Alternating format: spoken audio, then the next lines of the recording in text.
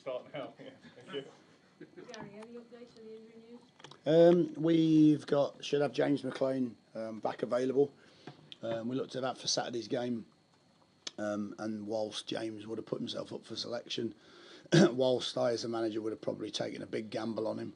I think we have to take medical advice, which was that tomorrow is 4 weeks or a calendar month, whichever one, and we felt that the surgeon certainly felt that was the best opportunity for him to at least heal sufficiently to not be a huge risk. It's still, of course, a risk, but with a light cast on, he'll be fine. He's a bit of a warrior, James, so he's desperate to come back into it, and he'll certainly be available for selection. But of course, we have to look at the fact he's been out for a while, and we have to look at the fact that, you know, can he come either straight into the team and give us the energy we need, or will he be an option in the squad should we need to use it? So that's a decision I'll have to make. Mamdou's still out, made some good progress. I don't think he's a million miles away for this game, but realistically probably more so for the weekend's trip to Norwich. And Sam Kluke is making really good progress, so the aim for Sam would be to train for the rest of this week and then play a game over the international break, and then I would imagine by the time we come back from the international break, provided he gets through all of those things well, he'll be available for selection. So that's, again, a bit of positivity. It's took us a while, but again, sometimes you have to accept that you know, you have to make good decisions long term for a player rather than just be desperate to get him out there because we've signed him for a decent amount of money. You know, I think it's important that he gets out there and stays out there. So that's where we are. Got a couple of little knocks, but fairly insignificant. I won't go into details what they are because I wouldn't imagine they would keep players out of the game.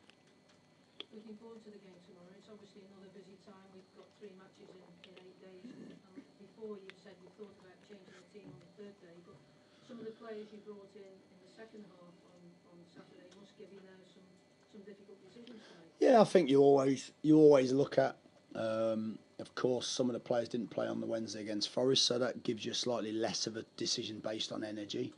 But what you would say is, of course, you always look for that Saturday, do we need to make some changes? I chose not to do that before because I felt as though continuity, or at least a chance of some continuity, was what we need at this current stage of the season.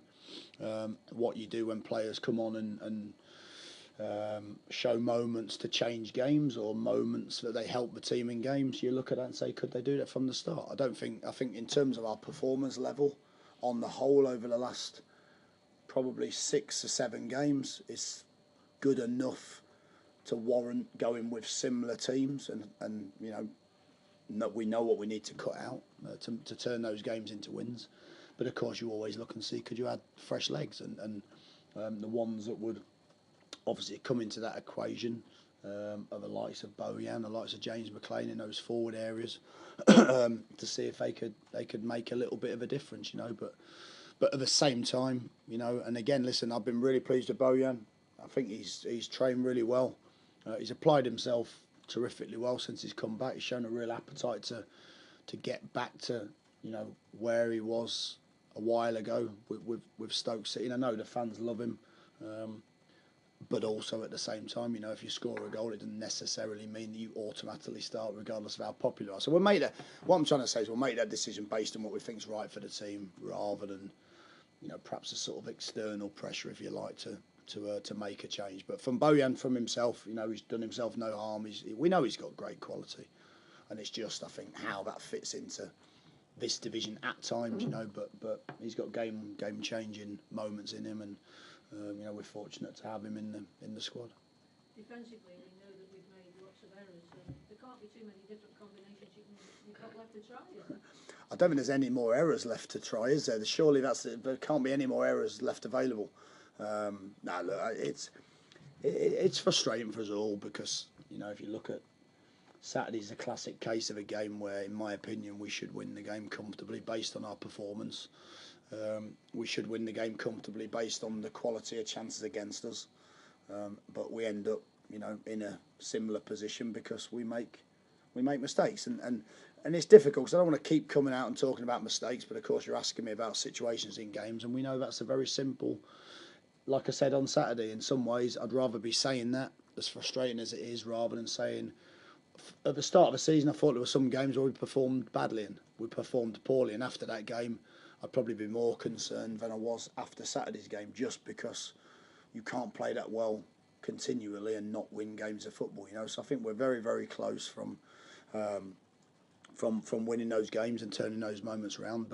But certainly, yes, in terms of combinations, we've used quite a few players, and what we're I think sometimes the errors, and I spoke to the players about it this morning, sometimes the errors they're a small error, and rather than accept the error and allow somebody else to make up for the error that's in a better position, we're trying to get ourselves out of that first mistake, which is then almost causing a more catastrophic mistake. So I think the players know that. You don't have to tell senior players what they've done wrong. They know, and we've got to just keep working to see if we can improve. Because I actually thought, again, defensively, Saturday, I thought we were actually good for 85-90% of the game. I could even say to a certain degree, although I'll probably be laughed at against Blackburn, we conceded 4 chances and we concede 3 goals. You know, so again, it's not as though we're conceding 15 chances a game. You know, so that's a disappointment really. So we've got to keep working. And Bolton, obviously, like all teams in this league, won't be easy to beat. But if we can start with high pressure and get an early goal, that should take some of the frustrations away from the team. Yeah, I think, look, we want to start with the ball. We want to start creating chances. You know, whether that comes from You've seen it come from high pressure late in games. You've seen it come from pressure a bit deeper against Sheff Wednesday. There's lots of different ways to do it. I think the reality is you need to start with a little bit of intensity about your game. It's ironic, but again, we didn't start the second half against Rotherham with enough intensity, and maybe that allows the opposition to get into those areas. But yeah, of course, you know, we need to do the things right. Bolton will be coming scrapping for their lives again. I've played against Phil's teams probably more than any other team I've played against over the years, because of course when he was at Bradford we were at Bolton, you know, and we've ended up coming crossing paths quite a lot, and his teams are always very, very resolute and hard working and aggressive, so we're going to have to make sure we solve that bit, and then respect the fact that they've got players in there that could also hurt us. But we've proved in the last 6 or 7 games we can dominate possession, we can control the game, we can create chances. What we've got to prove now is we can add the other bits that then mean that we win the game. And the last one from me, Ryan Shawcross obviously is the club captain. You've obviously picked a different captain than it was on the pitch this time. If there's a situation where Ryan comes back in the team, will he be captain? There's a good chance he'll be captain, yeah, because again he's done nothing from that aspect for me to strip him of the captaincy. Of course, it's something you always give thought to, but you know, could you take the pressure off the likes of Ryan by letting him focus on the game alone? You know, but he's a proud captain of Stoke, so again, I mean, I'll cross that bridge when I come to it. But at this moment in time, I've got no reason to not have Ryan as a captain, and that might be tomorrow night or the next time that he's selected. You know.